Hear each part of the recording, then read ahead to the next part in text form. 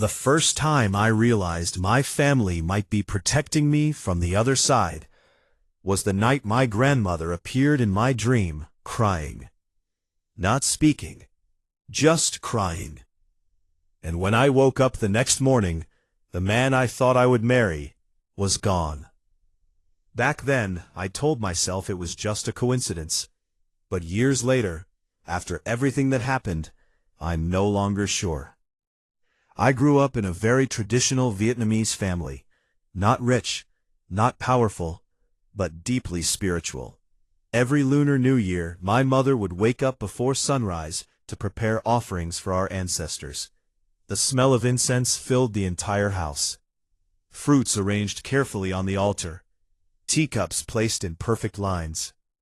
Even as a child, I was taught one thing over and over again: never forget where you came from.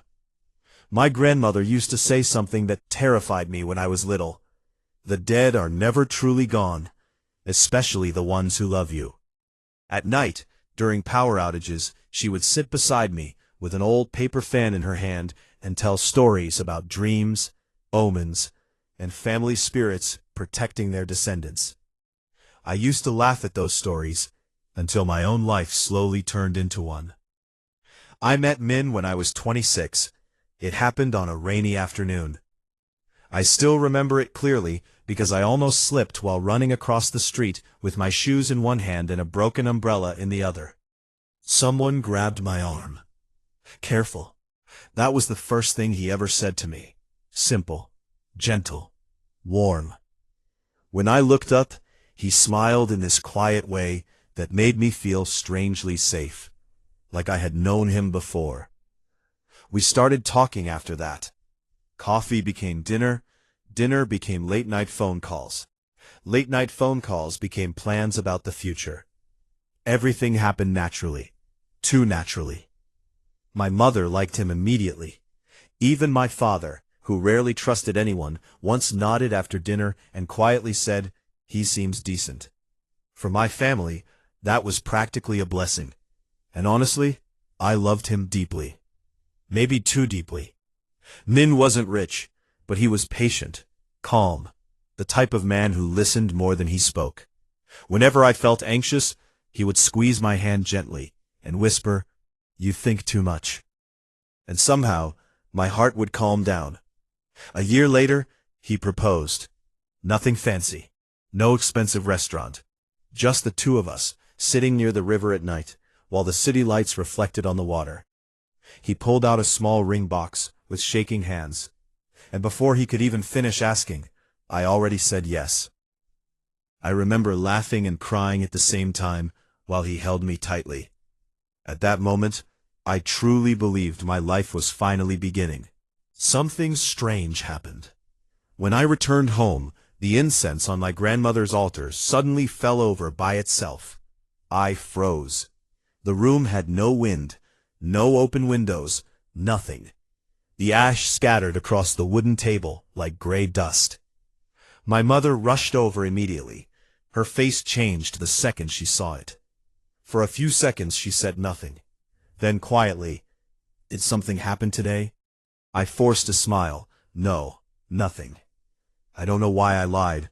Maybe because suddenly I felt scared. That night, I couldn't sleep. Every time I closed my eyes, I felt uneasy, like someone was watching me. Around 3 in the morning, I finally drifted off. And that was when I saw my grandmother. She was standing outside our old family house in the countryside, wearing the same brown ao baba she used to wear when I was little. But something was wrong. She looked terrified. I called out to her, "Grandma?" She didn't answer. She just kept shaking her head over and over. Then she pointed behind me. Slowly, I turned around, and standing far away in the dark was Min. Didn't look like him anymore. His eyes were cold, empty, almost like a stranger. I remember my grandmother suddenly grabbing my wrist tightly. Her hands felt freezing cold. Then she whispered one sentence, a sentence I still remember word for word, even now. "Don't follow someone whose shadow has no home." I woke up screaming. Sweat soaked through my clothes. My chest hurt so badly I could barely breathe. The strange part wasn't the dream. The strange part was what happened next. The next morning, Min didn't answer my calls. At first, I thought he was busy. Then hours passed. Then an entire day. Nothing.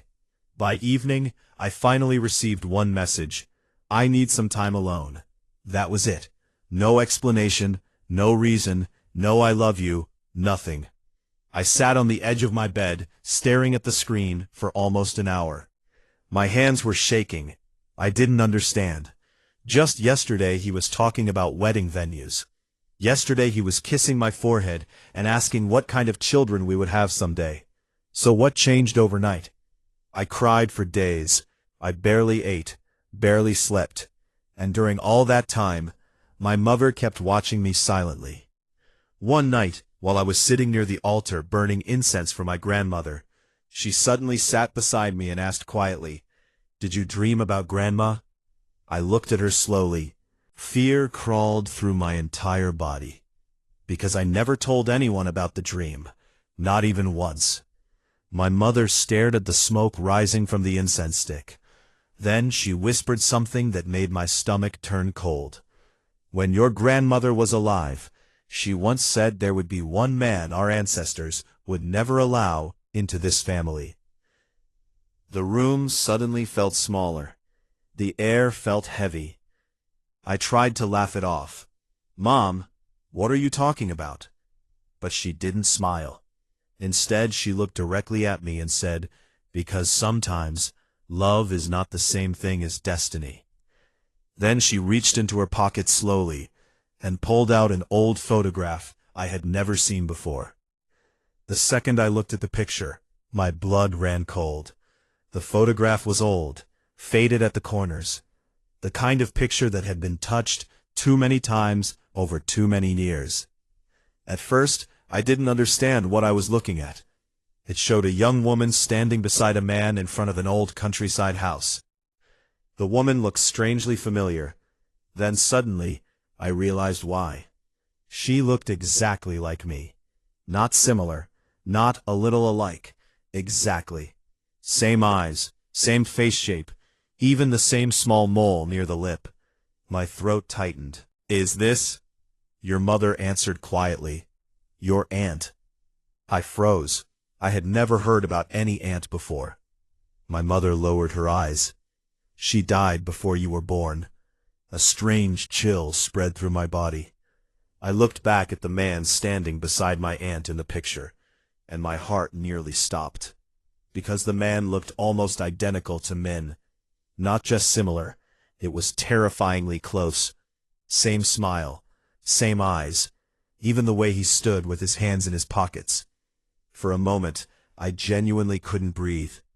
My mother took a deep breath before speaking again. "Your aunt was supposed to marry him." The room became completely silent.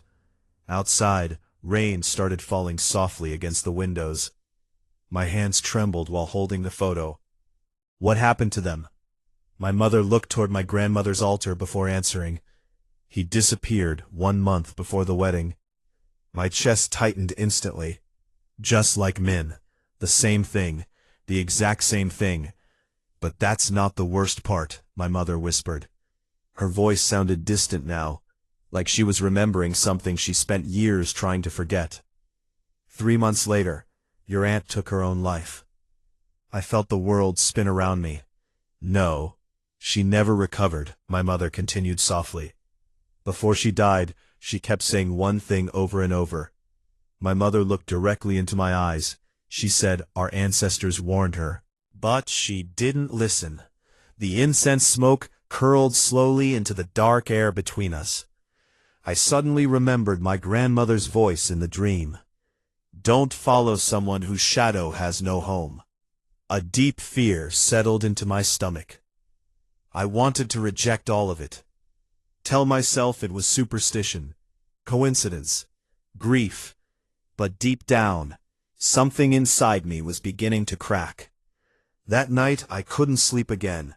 I kept staring at the old photograph beside my bed. The more I looked at the man, the more unsettled I became. Around midnight, my phone suddenly vibrated.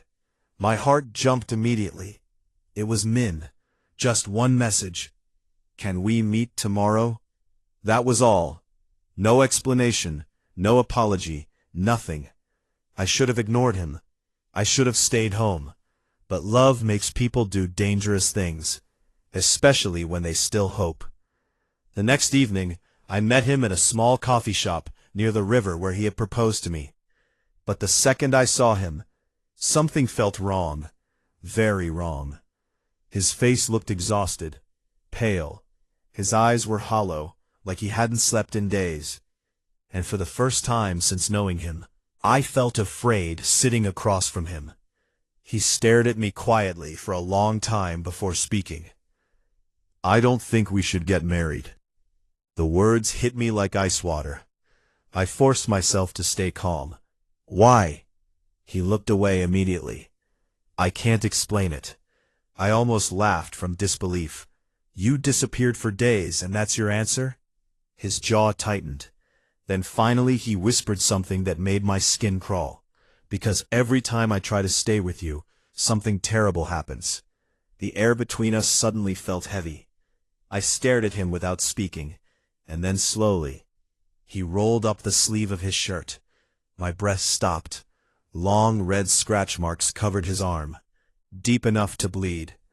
I looked at him in horror. "What happened to you?" His voice shook. "At night, I keep dreaming about an old woman standing outside my apartment." My entire body went cold. "She never comes inside," he whispered. "She just stands there, staring at me." I couldn't move, couldn't breathe, and every time she appears, he continued slowly, I hear the same sentence. His eyes lifted toward mine. "She says I do not belong with you." The coffee shop suddenly felt too small, too quiet. My hands started shaking under the table, because I already knew who the old woman was. My grandmother. Min looked completely broken now. "I tried ignoring it," he said. "I thought I was losing my mind. But then, things started happening." His breathing became uneven. "My apartment caught fire last week." I stared at him. "What?" "It started near the family altar my mother keeps." A cold wave moved through my chest. She said the incense exploded by itself. Neither of us spoke for several seconds. Rain hammered softly against the windows outside. Then Min suddenly reached into his pocket and placed something on the table between us. A necklace. My necklace. The one I thought I lost months ago. "I found it outside my apartment door," he whispered. I picked it up slowly. My hands instantly froze. Attached to the necklace was a burned piece of yellow paper, an old spirit paper, the kind used in ancestor rituals, and written on it in faded ink were 4 words. "This is not your path." I felt tears forming instantly, not from sadness anymore, from fear, real fear.